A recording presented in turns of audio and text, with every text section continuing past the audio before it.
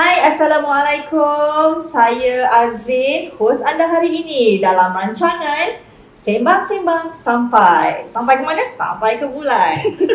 Bersama saya hari ini, kita ada dua orang jemputan yang tak asing lagi. Okay, teruskan. Iaitu Encik Firdaus dan juga Puan Salina atau dikenali sebagai Puan Ana. Okey, hari ini kita ada satu topik yang menarik yang kita rasa masih relevan sebab sekarang ni tengah musim orang cuti sekolah, orang nak kahwin. Kalau tak cuti sekolah pun ramai je orang kahwin kan? Kan? So kita nak cerita, nak mengupas tentang pengalaman sebagai ibu dan bapa kali pertama. Cik Firdaus dan Puan Salina dah berkahwin ke? Dah mempunyai anak ke? Saya dah berumah tangga, anak 4 orang. Anak 4 orang, hebat. Cik Firdaus. Teruskan, okay. Saya baru 6 bulan kahwin. 6 bulan kahwin. Baby on the way. InsyaAllah. Soon. Okay, kita doakan, amin. Okay, actually kenapa kita nak bincang pasal topik ni sebab melihatkan dalam arus media sosial kali ni lah, dekat TikTok, dekat IG, dekat Facebook, kita setiap hari dihidangkan dengan berita-berita yang tak menyenangkan, yang kurang baik tentang perangai ataupun suami. Kisah-kisah penceraian lah, kisah-kisah yang viral baru-baru ni, suami bunuh isteri pada malam Syawal ni, sangat tragis.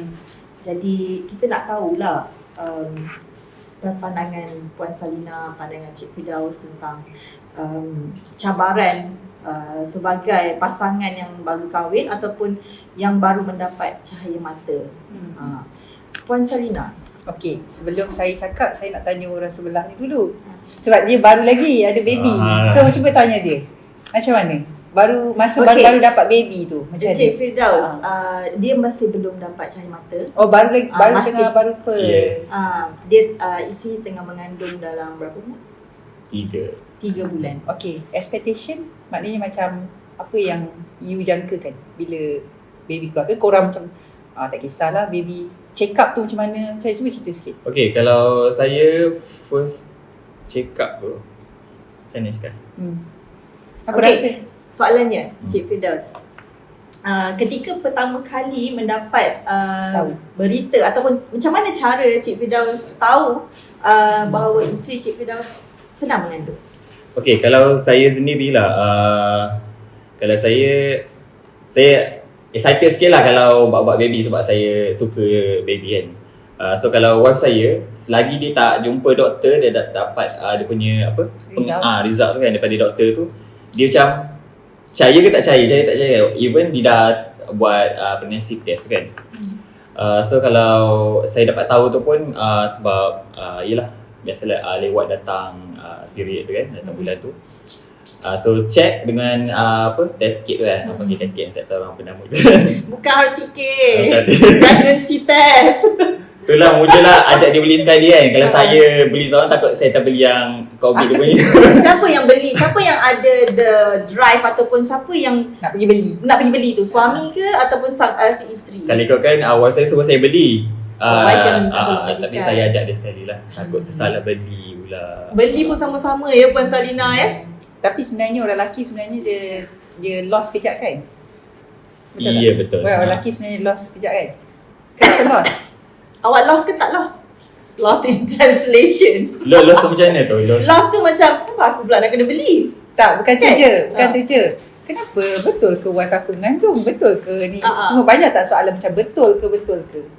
Kalau saya sendiri, saya tak ada punya soalan macam betul ke apa kan. Saya tak adalah lost sebab saya punya target kahwin tu memang memang tu lah. So Memang tu tak ada target. tak adalah, bukan maksudnya Target dia memang dapat semua anak. pasangan yang orang berkahwin kan, Itulah dia punya harapan dia. Ya. Bagus. Soleh. Lelaki Dia soleh. punya harapan dia. Dia macam ni kita perlukan ya. Lelaki soleh. Okay. Rezeki selepas tu ada ke tak ada tu tak tahu. Cumanya kalau kita seseorang tu nak kahwin tu, dia punya expectation dia tu salah satu tu je lah. Bukan tu je lah, antaranya tu. Itulah.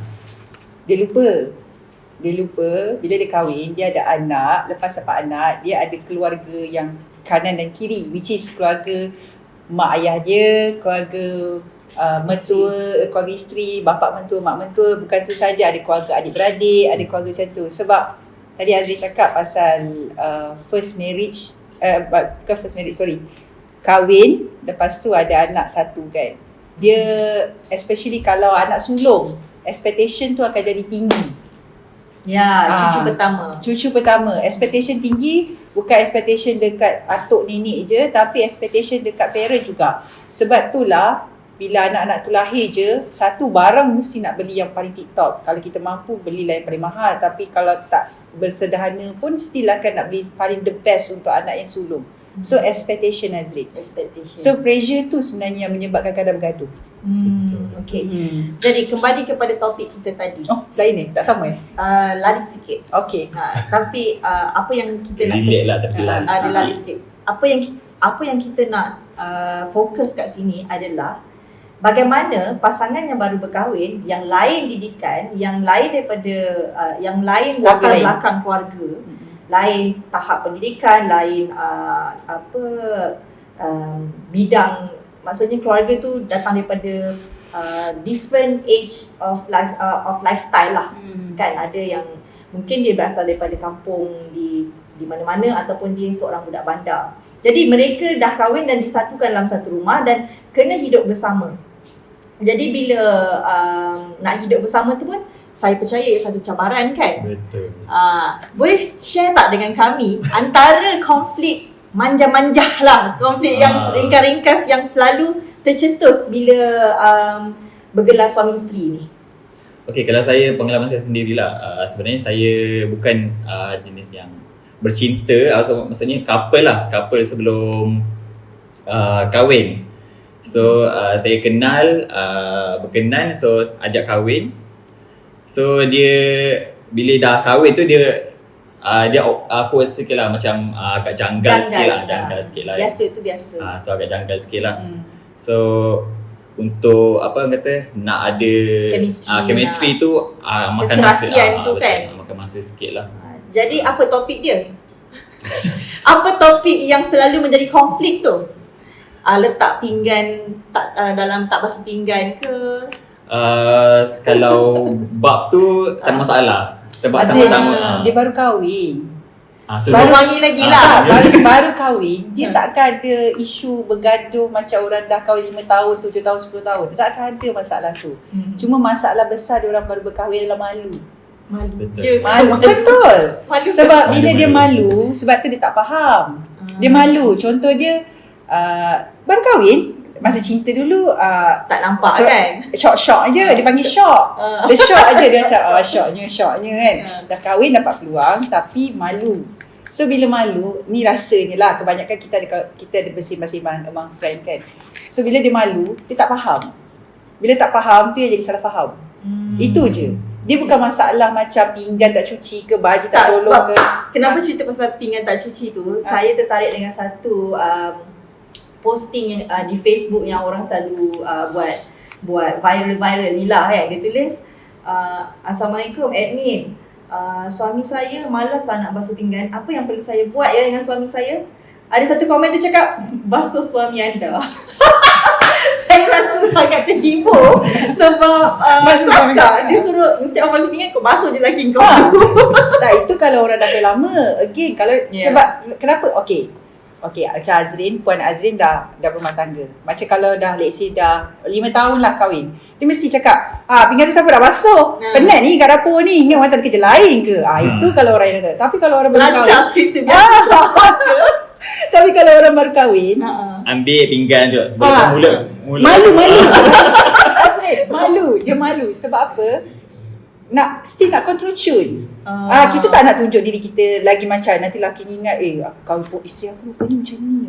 Dia tak nak. Buruk perangai rupanya. Itulah orang tua-tua cakap. Lepas kahwin, memang boleh kontrol lagi. Tapi ada satu peringkat, dia takkan mesti kantoi. Especially kalau dah ada anak, lagi kantoi. Okay. Dia mesti kantoi. Itulah, for me, orang baru kahwin ni malu. Pemalu. Dia malu. Malu ya? Kan, betul tak? Mula-mula tu malu. Malu. Dia malu. Even kalau bini isteri mengandung pun malu juga, betul tak? Dia macam bukan malu sebab kita rasa macam rendah diri, tapi malu macam aku betul ke tindakan aku ni jadi suami, betul ke tindakan aku jadi jadi isteri, betul ke? Macam tu. Hangat sungguh perbincangan kita hari ini ya tentang perasaan malu suami isteri. Tapi saya suka sangat nak perkenalkan anda dengan produk wangian kayu gaharu ni yang dipanggil Makhara. Okey. Makhara ni berasal daripada Kedah, ladang gaharu dari Kedah. Jadi kenapa kayu gaharu? Kayu gaharu ni dia wangi sebab dia dah direndam dengan pati wangian. Jadi dia sesuai lah untuk mewangikan rumah tangga yang wangi, kan. Laki marah, suami marah kan, jangan stres, bakar je buku. Jangan bakar isteri dah. Jangan bakar isteri. Bakar buku, jangan bakar isteri, okey. Bakar buku tak apa, wangi. Siapa yang berminat nak dapatkan ni boleh pergi ke Instagram ataupun Facebook Makhara Bangi atau Makhara Kampung Pandan, dan boleh DM sahaja. Jadi siapa yang berminat bolehlah pergi ke platform media sosial mereka. Jadi kita sambung kembali ya ke topik kita tadi. Jadi bila kita dah malu-malu semua, tapi kita nak malu-malu tapi nak kan. Dia macam sembang-sembang sampai kan. Malu-malu nak sampai. Yang cerita pasal malu kan. Kalau first yang tahu pasal wife saya pregnant kan. Wife saya still malu, dia nak beritahu kat mak kan. Kalau saya macam excited kan, beritahu lah beritahu lah mak kan. So dia kata tak nak lah beritahu, malu lah kata kan. Dia macam cakap dah. Lah benda baik kan. Benda baik kenapa nak malu? Maksudnya dia fikir beritahu dia pregnant tu dia malu sebab nanti orang fikir benda di sebalik tu kan. So benda tu dia jadi malu. Orang lain relax buat press conference, malu. Sebab saya yang terlampau excited kan. Saya sendiri yang call mak mertua saya. Mak dia lah kan. Betul. Tak malu pula. Sebab excited tu hilang malu kan. Okay, tapi tahniah lah. Tahniah. Kita doakan supaya kandungan tu ni lah sama baby sihat. Masya Allah, terima kasih. Lepas ni dah tak malu dah, lepas ada baby, bila dengar suara dia jerit tak tidur malam, lepas ni awal mesti jadi diri sebenar. Sebab lepas ada anak selalunya betul. Cuba tanya, kalau orang dah ada anak, dia memang kebanyakannya pasangan tu jadi diri sebenar. Tapi tanggunglah sendiri macam mana nak lalu. Tanggunglah sendiri kan. Sini mau ingat lah. Pilih nak kahwin kan. Pilih nak kahwin.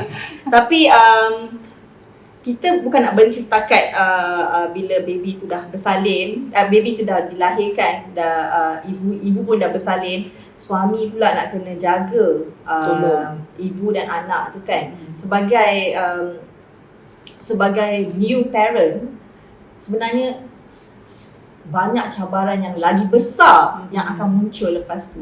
Sebab kita dah dapat seorang nyawa lagi yang kita kena make sure dia bukan anak kucing, dia bukan pokok yang kalau dia dah lah kan. sebab ia menuntut komitmen. Sebab kita kena jaga nyawa tu, kita nak make sure baby tu hidup, amanah. Sebab dia adalah amanah. Jadi apa persiapan yang Cik Firdaus lakukan untuk memastikan kesihatan mental dan jiwa bersedia untuk menerima orang baru? Cik Firdaus dan suami lah. Suami? Isteri. Dan isteri, sorry. Okay, kalau persiapan ni macam tak tahu, biasalah kalau orang yang baru kahwin, baru nak dapat anak kan, kadang-kadang dia macam tak tahu nak buat apa, nak start daripada mana, nak mula daripada mana kan. So kalau orang yang dah ada pengalaman, so okay, dia tahu step ni kena buat begini ni. Even macam saya nak buka buku pun, dia makan masa juga. So nak pergi ke swasta ke kerajaan ke kan. So nak pilih yang tu pun susah kan. So decide lah satu kan, senang kan. Tapi yang baru tu macam yang mana yang terbaik, sebab kita nak yang terbaik untuk nak pula anak yang pertama kan. Betul. Yang terbaik satu, tapi kita nak kena fikirkan juga kemampuan kita. Betul. Kan, kalau kita nak hantar dia pergi ke klinik swasta, of course dia akan memerlukan belanja yang lebih besar kan. Tapi kita tak boleh nafikan bahawa klinik kerajaan pun ada facilities dan kelebihan yang cukup. Kan, macam sebab Encik Firdaus pengalaman pertama, mungkin Puan Salina mengimbau kembali 16 tahun, 15 tahun yang lepas kan. Macam Puan Selina cakap tadi kan, macam first child kan, maksudnya anak-anak pertama ni dia expectation apa, kita excited tu lebih sikit kan, semua benda kita nak beli kan. Macam akak saya cerita, so anak first dia banyak sangat dibeli barang kan. So bila anak dia dah dalam 4 orang sekarang ni, so dia cerita kat saya lah, kenapalah aku beli benda ni kan. Kadang benda tu tak penting pun, tapi sebabkan dia punya excited tu, dia nak beli sebuah benda untuk anak dia tanpa memikirkan keperluan tu maksudnya. Priority itulah.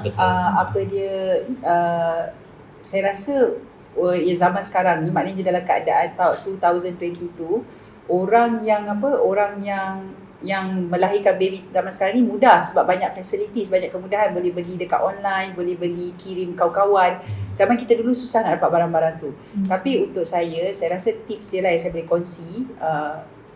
Asas untuk orang yang baru ada baby, maknanya baru baby isteri mengandung, nombor 1, jangan panik dulu untuk beli-beli barang. Jangan panik untuk nak pergi swasta ke, nak pergi kerajaan ke, sebab it's all about lifestyle. Kenapa kita kena kejar lifestyle? Nombor 1, bila you dah dapat baby, I think the tips is korang kena start dengan doa dulu. Sebab rasanya ada satu buku tu macam One Ibu Hamil. So tengok dalam tu banyak tips yang sebenarnya bila isteri mengandung, suami benda yang dia paling kena buat sekali adalah baca doa untuk isteri dia mengandung anak yang sihat, anak yang senang nak bersalin dan senang nak dibesarkan lah. Itu nombor 1. Nombor 2, talking about nak hantar dekat hospital mana, macam ni, kadang-kadang betul lah style kita tengok orang, kita bestnya style macam ni, tipulah kadang-kadang isteri. Awak macam awak lelaki mungkin kurang sikit lah. Perempuan dia especially dia akan ada expectation nak sama macam Insta famous ke, nak sama dengan orang-orang tertentu lah. Jadi dia akan ada macam, dia boleh pergi lah hospital tu, I nak pergi situ. Jadi itulah tu. Bestnya macam ni kan. Yes. Tuan kata nurse kat. Oh, doktor tu popular lah. Semua orang pergi kat doktor tu. I pun nak pergi doktor tu. Jadi kat sini saya rasa, ni pendapat lah, saya rasa orang lelaki dia kena didik isteri dia. Dia kena, orang lelaki tak boleh malu. Dulu hari tu masa sebelum kahwin, masa baru kahwin boleh malu. Tapi lepas dah betul-betul this is serious matter. Sebab apa yang lelaki decide time tu, dia akan bawa sampai 10 tahun lagi perkahwinan. So bagi saya, orang lelaki kalau dia baru dah ada macam tu, dia kena didik isteri daripada situ. Maknanya jangan ikut-ikut sangat orang. Sayang, I sekarang ni I mampu ni. InsyaAllah kalau I tambah rezeki, I boleh bagi yang ni. Okay, so kalau kita mampu untuk pergi yang macam level orang kata bayar berapa puluh ribu begitu. Dan kena ingat satu benda, bukan semua perempuan melahirkan bayi dalam keadaan normal. Mungkin ada yang kena caesar. Dan kita, sebab macam ni, lelaki dia akan banyak tanggungjawab dengan burden pasal kos, pasal duit, pasal logistik. Tapi perempuan sebenarnya, minta maaf, bukan saya cakap perempuan meminta, tapi itu memang sifat perempuan. Perempuan dia sentiasa nak di pampered, dilayan, di pampered, diberi perhatian. Perempuan nak diberi perhatian. Tapi sebab tu saya cakap this is the tips untuk orang lelaki, kena didik isteri daripada situ. Sebab kalau kita berjaya didik, insyaAllah kalau kita berjaya didik isteri kita daripada awal masa anak tu, nanti lagi 10 tahun ada anak ke-5, ke-6, ke-7, dia akan faham yang suami dia ini. Dan bila sebut nak bersalin tu, bukan je pasal bersalin sekali tu je. Nanti nak bersalin lagi. And then pasal barang-barang nak beli tadi tu, sebenarnya boleh je beli lepas bersalin. Beli yang wajib dulu. Pampers tu wajib. Apa lagi benda yang wajib? Tadi bedul, kain bedul baby, beli wajib, target wajib. Lepas tu safety, kena fikir yang wajib dan safety. Sebab safety tu kat Malaysia ni dia kurang sikit fokus pada safety. Padahal sebenarnya safety tu number 1. Apa ada keluarga bahagia berlahir kat hospital mahal, tapi safety tak jaga dekat dalam kenderaan, nak bawa pergi rumah orang. Tengok kesesaan. Again, ingatlah style. Kena, bagi saya pergaduhan jadi ibu bapa yang first time ialah expectation. Kita memang kena bijak lah nak untuk didik keluarga. Sebab for me lah, my tips I rasa. Sebab nanti you juga akan senang bila kita dah tahu lineage kan. Okay, itu saja. Jadi satu perkongsian sangat bermanfaat daripada Puan Salina dan Cik Firdaus. Jadi kita akan lanjutkan lagi perbincangan ini di lain hari dan di lain waktu. Tapi sebelum tu saya nak ucapkan terima kasih banyak-banyak kepada dua orang ahli panel ni. Dan kepada penaja kita hari ini, Mak Kara Bangi, Mak Kara Kampung Pandan, terima kasih atas wangi-wangian ni. Tadi panas, sekarang ni dah jadi tenang sikit. Lepas bakar dia jadi tenang sikit kan. So insyaAllah ada rezeki kita jumpa lagi. Assalamualaikum. Sembang-sembang sampai.